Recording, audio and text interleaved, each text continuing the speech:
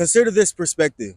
On a daily basis, you reinforce current belief systems. You reinforce how much money you can earn every month. You reinforce how relationships respond to you. You reinforce how other people respect or disrespect you in the nature of work or friendships. You reinforce these aspects based on what you believe about yourself. Every single belief is connected to a neurochemical that influences the emotion in our biochemistry. Now, I know I'm putting out some words that are scientific, but biochemistry is basically the chemicals that influence how you feel, right? So when I start thinking, like right in this moment, if I start thinking to myself, damn, I'm gonna never really make it out of Texas. I'm gonna never really make my first million. I'm gonna never really make my first 50K a month. And I start to compare myself and I start to talk down on myself and I start to just become immobilized by the process. I'm sending signals to my brain that's reinforcing it to my body and my mind that I would never be nowhere in life. I would never accomplish what the next man is accomplishing because I'm telling myself and reinforcing this belief. On a biochemical level, what's really happening is that the neurochemicals in your brain is adapting to what you're saying because your words are vibrational.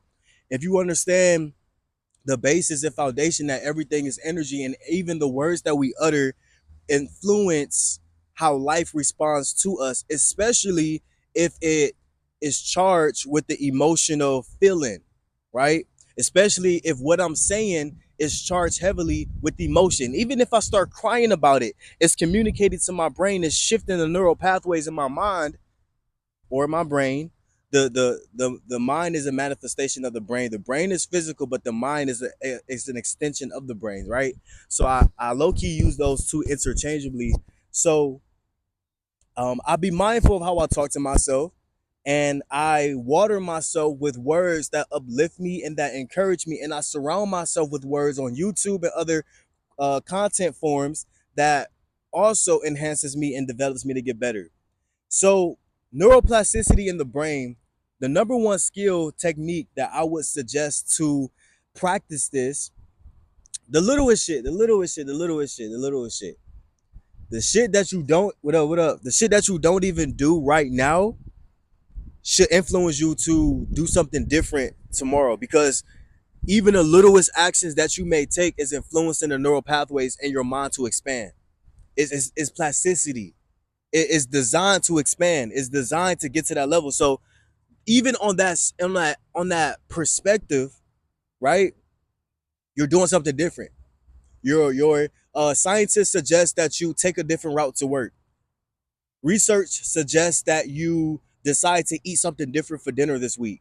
Studies recommend that instead of doing what you normally do on the weekend, do something just a tad bit different because it's going to expose your brain and your mind to new environments and new ways of being and new ways of doing. When the brain is exposed to new opportunities and new experiences, it primes you to understand the opportunities that are out there.